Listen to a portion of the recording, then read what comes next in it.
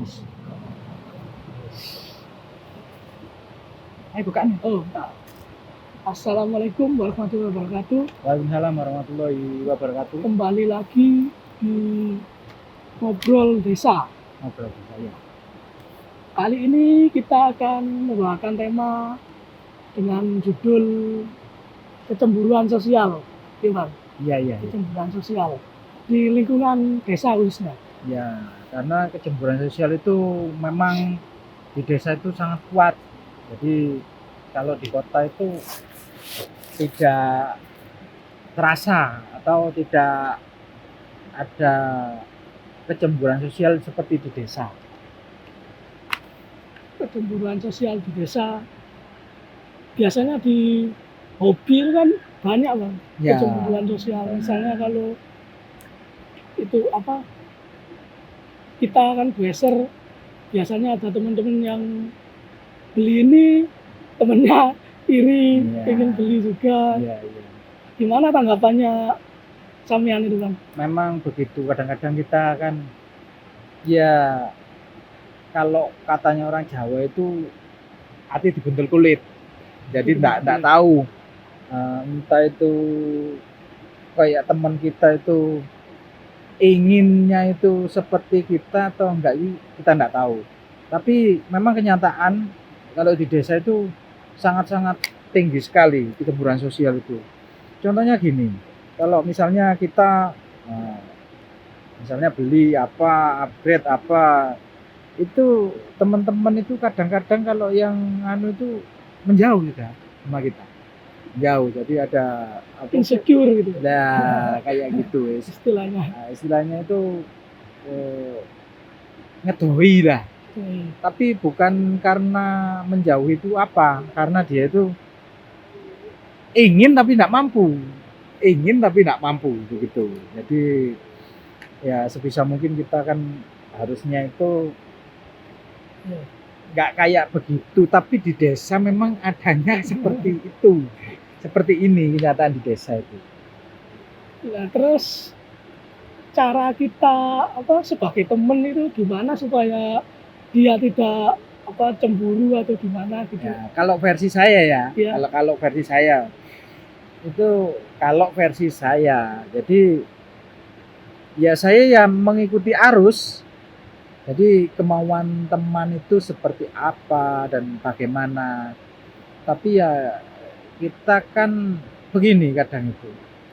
Kita bisa beli atau bisa mempergunakan sesuatu itu kan karena kita mampu.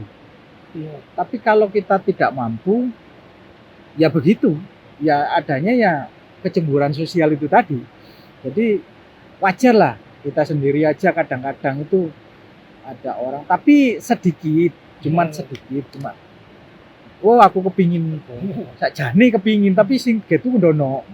Cuman kadang-kadang itu yang katanya orang-orang kota itu baper itu ada, teman-teman itu yang kebawa perasaan itu banyak. Berarti kembali ke diri sendiri ya, gitu ya. Ukurannya tolak ukur itu ada di diri kita Dirinya masing-masing. Jadi sebagaimana kita harus bisa melakukan atau memposisikan diri kita di teman-teman.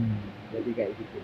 Kadang-kala kan ada yang itu Bang, kayak manas-manasi gitu. Nah itu wajar, udah.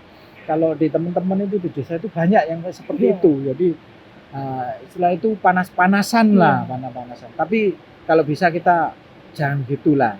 Karena di kehidupan sosial itu tidak hanya di kalangan boyser saja. Kita di rumah, terus maringono di situ ada di pertemanan yang lain, itu kan ada sisi yang harus kita masuki dan kita klopi di situ. Jadi kalau misalnya kita harus seimbang lah, harus seimbang lah. Kalau kita bisa di sepeda atau di goes itu bisa mengimbangi di situ, insya Allah yang lain bisa. Misalnya di hobi yang lain kita tidak bisa atau tidak mampu membeli, hanya dituangkan di di sepeda itu aja di goes itu kan nggak masuk akal itu. Nanti lainnya kebutuhan pribadinya Lah, bisa kebutuhan yang lainnya anjlok. bisa anjlok, keteter. Jadi kalau bisa itu seimbang. Tapi kadang juga bukan di hobi aja, Bang. Di dunia kerja juga banyak kecemburuan sosial. Ya. Misalnya ada temennya mampu beli handphone misalnya, smartphone ini, Nah, itu temannya bisa iri kadang-kala. Padahal seperti handphone saja, handphone itu apa sih kalau kita di desa itu apa kegunaannya? Kebanyakan kan hanya dibuat foto video kan, nonton YouTube, TikTok seperti itu. Untuk kegunaan yang lain kan nggak ada, cuma buat gaya-gayaan saja. Tapi kalau sudah menyangkut atau yang mengerti handphone itu fungsinya seperti apa dan RAM-nya yang besar itu seperti dibuat apa, itu lain lagi. Jadi untuk kebutuhan. Jadi bukan konsumtif, tapi produktif kan di situ, Pak. Jadi kayak gitu. Konsumtif lah itu dia. Kalau konsumtif, bicara soal konsumtif ya, Bang. Di daerah Desa Pulo terutama, kan kebanyakan itu orangnya biasa-biasa saja, tapi itu rumahnya biasanya tuh lihat bagus di depan, tapi hasilnya kita belum tahu kan dari mana. Kebanyakan kan dari kecemburuan sosial itu tadi. Ya, kadang-kadang itu karena desa kita itu luar biasa dan mampu menyaingi atau daya saing dengan orang kota itu setara. Bahkan desa kita itu, Desa Pulo itu, kalau saya itu memandang desa kita itu ya luar biasa desa kita. Karena di situ banyak orang-orang yang sukses di bidang pengrajin dan buka usaha di toko emas. Jadi kayak gitu. Ya sepertinya kalau orang tidak pernah ke Desa Pulo atau tidak tahu ekonomi di Desa Pulo ini, ya orang berpikirnya orang lain-lain desa yang seperti terutama yang lain kabupaten. Di sini nggak masuk akal kayak gitu. Tapi kalau benar-benar tahu orang Pulo itu kehidupannya seperti apa, kecemburuan sosialnya itu seperti apa, pasti orang lain kabupaten, apalagi lain-lain yang nggak tahu lah, lain provinsi apalagi. Kalau orang Bali, insya Allah kalau Desa Pulo di Bali itu terkenal karena orang-orang kita, orang-orang Lumajang dan teman-teman itu banyak yang kerja di Bali. Jadi orang kita itu, orang di Desa Pulo itu yang dipegang itu sedikit tapi uangnya banyak. Nah itu kadang sampai banyak pengalamannya. Mungkin teman-teman juga banyak mungkin pengalaman kalau misalnya keluar desa beli apa gitu, di luar kota misalnya ditanyai dari mana, Desa Pulo, pasti itu pandangannya di sana wow gitu kayak itu lagi. Kalau kita kan itu pengalaman saya. Misalnya main ke kota atau ke kecamatan, ke Pasirian atau ke kota Lumajang atau ke Jember atau ke lain provinsi lah seperti Bali misalnya. Kalau ditanya orang mana, orang Lumajang. Lumajang mana? Lumajang Pulo. Pasti orang itu mengistimewakan kita karena dianggap kita banyak uangnya. Padahal ya enggak semuanya itu sukses dan semuanya itu di pengrajin itu enak hidupannya kan kayak gitu. Jadi kadang-kadang itu ada orang-orang atau banyak yang menerka itu di Pulo itu yang nggak masuk akal, yang nggak wajar, ada yang kayak begini. Banyak sampai hal-hal mistik gitu hal-hal mistik itu disangkut pautkan. Itu kan kecemburuan sosial. Iya, bisa jadi. Kecemburuan sosial kan. Dia kan menyangka kan hartanya itu enggak masuk akal, enggak wajar, itu kan hanya perkiraan dia kan seperti itu. Tapi dalam kenyataannya pengalaman saya memang yang dipegang itu atau barangnya itu sedikit, uangnya banyak memang. Hanya berapa Harap gram sudah bisa kayak beli seperti rumah. itu. Nah, karena di desa kita itu terkenalnya kan desa pengrajin emas dan perak kan kayak begitu. Sekarang saja harga perak gimana? 1 gramnya segimana kan? Terus harga emas Wow, sekarang hampir mencapai 1 juta kan? 934 kan? 934.000 per 1 gram. 1 gram. Bayangkan kalau punya 1 kilo aja berapa sudah? Uangnya berapa? Sudah bisa beli beli rumah sama isinya itu, Mas. Lengkap sudah. Lengkap sudah. Dan kebanyakan orang-orang di Desa Pulu itu yang sukses di toko emas itu ya bukan 1 kilo 2 kilo isinya, Puluhan kilo.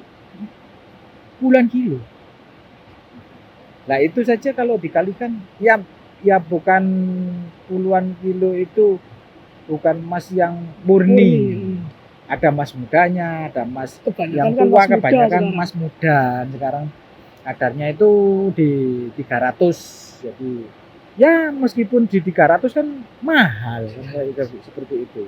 Sampai kilo-kiloan itu. Jadi kalau orang yang tidak tahu itu kadang ada tetangganya atau dan lain sebagainya itu yang enggak tahu kehidupannya, yang enggak tahu. Padahal memang dari dulu orangnya itu usaha di toko emas kan kayak gitu. Dulu harganya berapa sih?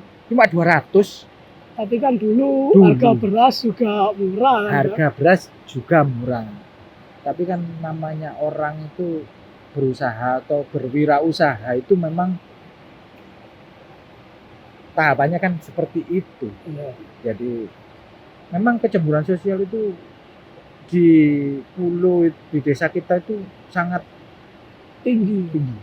Kadang sampai hutang-hutang ke bank gitu. Nah, itu lagi. Kadang itu sampai enggak tahu kayak temen atau tetangga itu memandang ada yang sukses. Yang sukses 1 tahun, 2 tahun itu sudah cepat. Kayak enggak masuk akal. Bisa beli tanah, bisa beli yang dan lain sebagainya. Tiba-tiba kalau orang luar biasanya mikirnya itu mistik. Nah, kalau orang luar kan mikirnya luar kan desa sudah hal-hal yang gaib kan seperti itu. Tapi pada kenyataannya kerjasama sama bangkir, bang jeguk. Ya itu urusan masing-masing sih. Tapi kebanyakan memang dari kecemburuan sosial itu jadilah orang nekat seperti itu. Nafsunya terlalu tinggi. Kadang namanya yang dipegang atau yang dibuat bisnis itu barangnya sedikit tapi uangnya banyak. Ya. Kan? Jadi orang itu tergiur. Terlihat enak gitu. Terlihat enak gitu kan, banyak gini.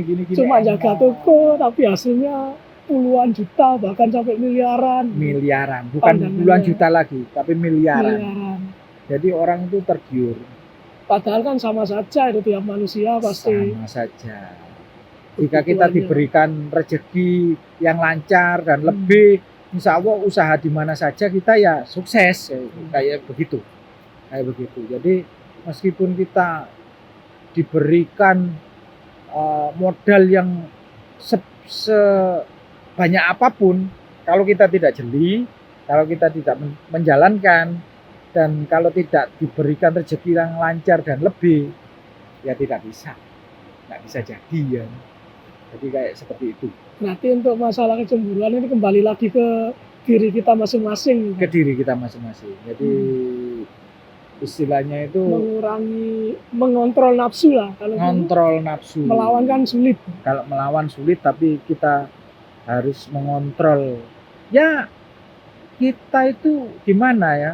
harus bisa menyesuaikan dan harus ada, kita harus punya pemikiran kecemburuan sosial, tapi jangan terlalu Ya, untuk motivasi bisa. untuk motivasi. Jadi kalau kita tidak cemburu sosial dengan tetangga, dengan teman, dengan Malah- kenalan apa itu Malah bahaya nanti. bahaya, ya bahaya, malah bahaya. Jadi Tak ada rasa semangat kan nah untuk semangat dalam bekerja, bekerja. semangat untuk menghasilkan uang itu tidak ada. Ya, Nah, kayak seperti itu.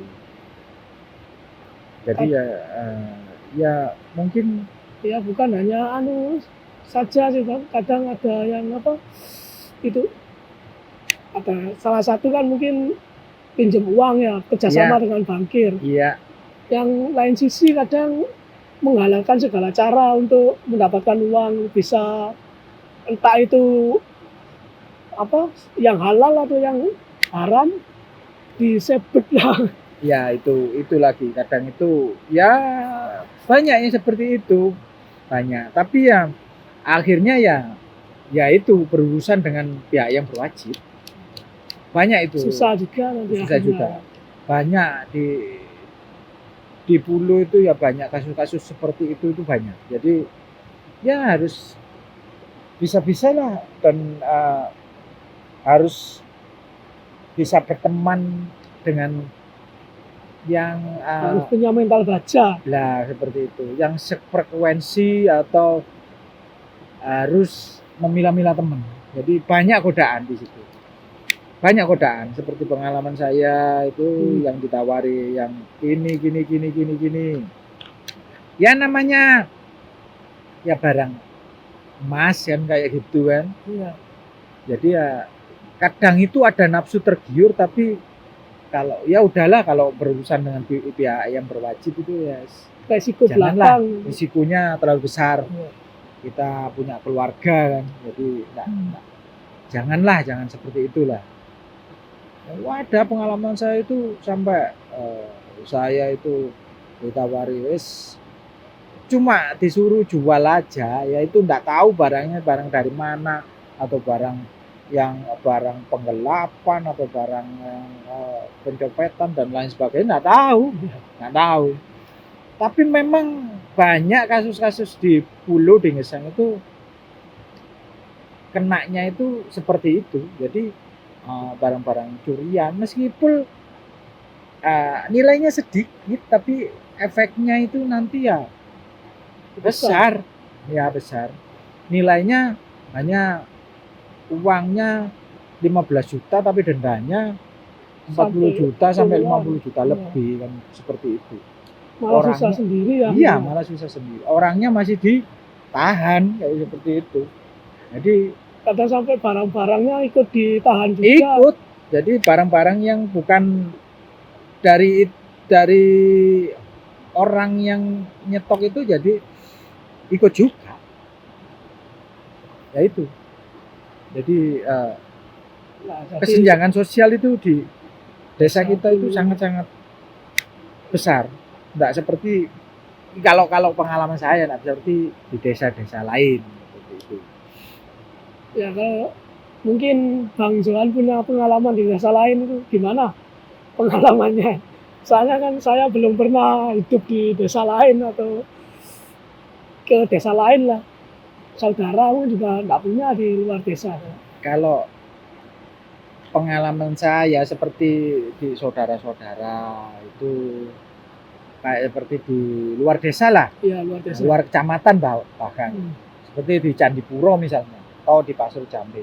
Kalau di Candipuro kan kebanyakan orang itu kerjanya kan taunya orang Pulau itu kaya-kaya dan lain sebagainya kan kayak seperti itu. Punya temen orang Pulau diistimewakan. Istimewa. Tapi ya enggak semua orang. Hampir ya enggak ada 50%. Ya mungkin ya 50% lah yang kaya, yang wah. Tapi menonjol 50%. Yang lainnya menengah dan yang ada juga yang kalangan bawah. Yang 30% itu menengah dan yang 20% itu ke bawah lah. Karena kehidupannya itu menengah ke bawah kayak seperti itu. Jadi kalau pandangan orang-orang lain desa dari desa kita, utamanya di kayak seperti kecamatan Candipuro, ya memandang di desa kita itu pandangannya itu semuanya itu sukses, gitu. Semuanya itu sukses, banyak uangnya, bisa beli apa-apa dan lain sebagainya. Orang kaya ini orang, Orang kaya. kaya.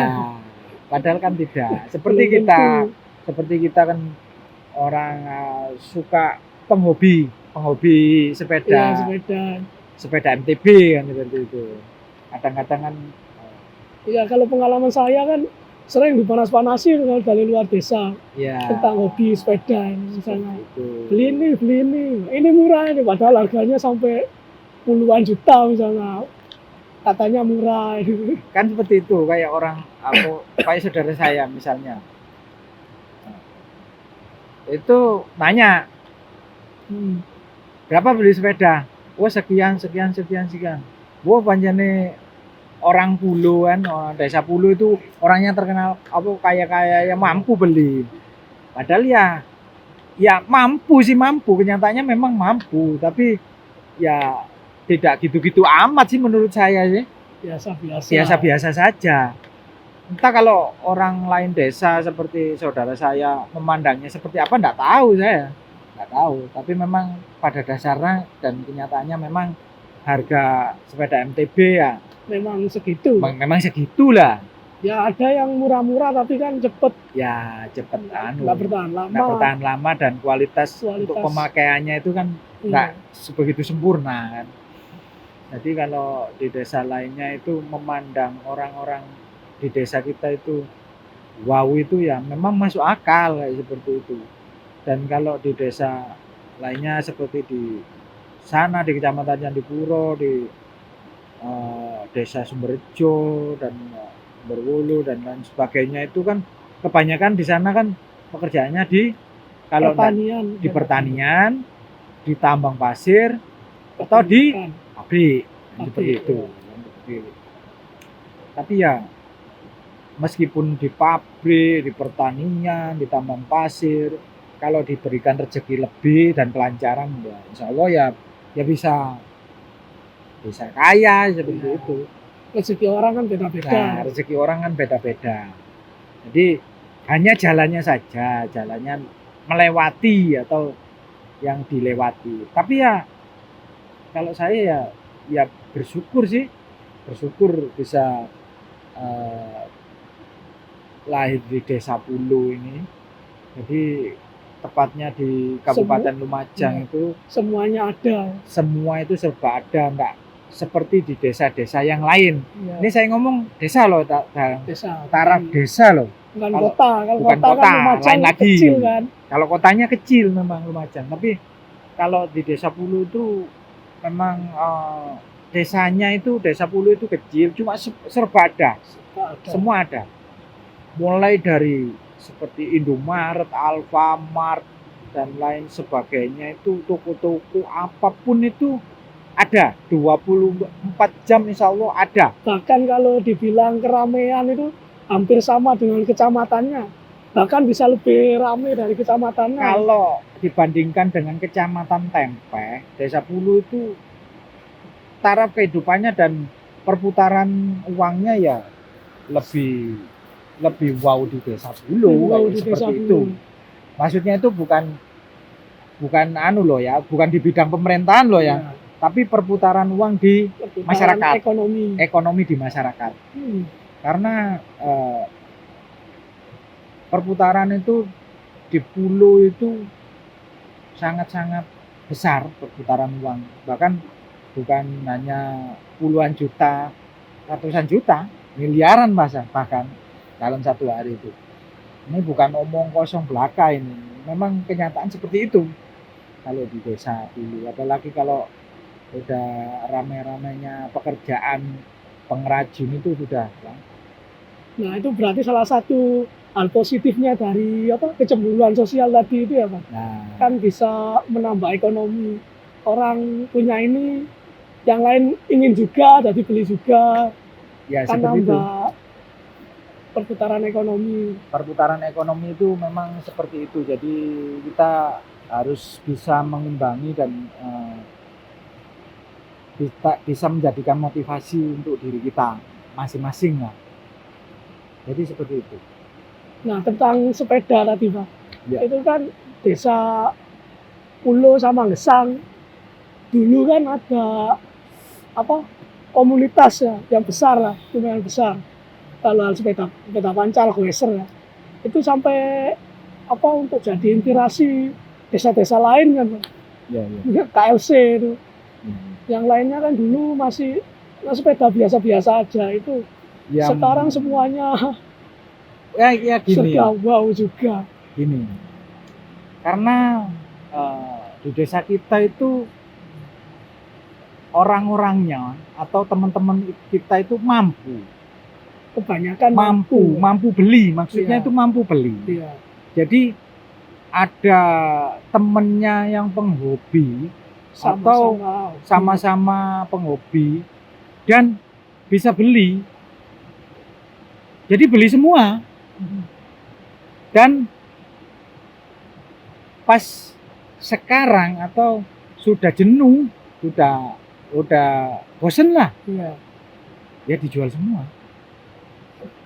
Itu realita di Iya. desa kita itu seperti itu. Kebanyakan seperti itu. Jadi ya kalau ya memang komunitas kita itu dulunya itu besar memang. Besar. Besar. Kan setiap ada event itu Pasti hadir keluar kota. Tapi penggeraknya ndak ada, orangnya udah almarhum, jadi sepertinya anak-anak juga sudah bosen, jadi ya dijual Nah. semua. Itu orang-orang atau anak-anak Pulo itu seperti itu, karena mampu begitu, karena mampu beli dan sangat mudahnya untuk membeli. Jadi kalau bosen ya meskipun ruginya besar ya dijual. Sudah. Meskipun enggak ada hitung-hitungannya juga. Tuh. Nah, itu kadang-kala kan sampai orang luar desa itu salah paham, menimbulkan kecemburuan sosial tadi itu. Ini sepedanya bagus-bagus. Akhirnya iri yang luar desa. Yang luar lain daerah itu seperti desa-desa yang lain atau teman-teman yang di luar daerah kita itu bahkan luar daerah Lumajang loh ya. Bisa terlihat dikira wow gitu sepedanya, padahal kan biasa-biasa saja kalau di daerah sini, karena di sini tuh ekonominya berjalan dengan lancar dan perputaran keseharian mata uang itu besar, jadi kelihatannya itu orangnya itu banyak uang gitu. Ya begitulah kehidupan di desa kita. Kadang ya kalau seperti saya kadang itu berpikir itu ya udahlah, enggak mikir yang seperti itulah. Pokoknya semua itu yang kita ingini atau yang kita cari bisa terjangkau atau ya itu kalau saya. Nah, kalau kita kan memang gitu pandangannya, dibiarkan Kalau pandangan orang lain kan bisa beda. Beda, memang beda-beda orang itu. Tapi kebanyakan orang itu hidup di desa itu, di desa Pulo terutama itu, nggak bisa hidup di desa Pulo itu hanya cuman mengandalkan orang itu hasil kekayaannya dari ini, orang itu begini, hanya ngomong tok saja nggak bisa. Kalau desa Pulo harus bergerak, harus bekerja, harus berpikir yang positif dan mempunyai banyak teman, banyak channel, banyak link. Itu di desa Pulo, itu pengalaman saya. Jadi kalau kita larut dengan gosip-gosip atau kecemburuan sosial terlalu besar, nggak bisa maju Nggak bisa melangkah ke berkembang. depan, nggak bisa berkembang. Apalagi di era modern yang seperti ini, kita kan harus seimbang dan mengimbangi, harga-harga sudah naik dan lain sebagainya sudah naik kan seperti itu. Jadi kebutuhan, dari segi kebutuhan saja kalau kita hanya omong saja, kecemburuan sosial kita tinggi, ya nggak mampu kita. Akhirnya kebutuhan apa primer itu malah berkurang, Malah kececeran. kececeran. Tapi kalau kita berpikir hal yang positif, kita banyak teman, kita banyak saudara, silaturahmi, dan banyak link-link untuk usaha atau pekerjaan kita. Insya Allah kita sambil bekerja, sambil enggak mempedulikannya hal-hal yang seperti itu. Nah itu teman itu kan biasanya kadang-kala ada orang kalau temannya punya ini, terus kecemburuan sosialnya muncul, dia malah menjauhi temannya itu. Ya. Padahal kan nggak perlu gitu ya, Bang. Seharusnya kan ya biasa saja. Soalnya Ya kan memang itu bisa saja dia membawa bantuan untuk kita. begini. Kadang itu saya ya itu dulu waktu dulu masih belum berpikir secara positif dan banyak temen itu memang begitu cara berpikir saya itu begitu. Wah, kowe kok iso tuku ngene aku kok ndak iso ini.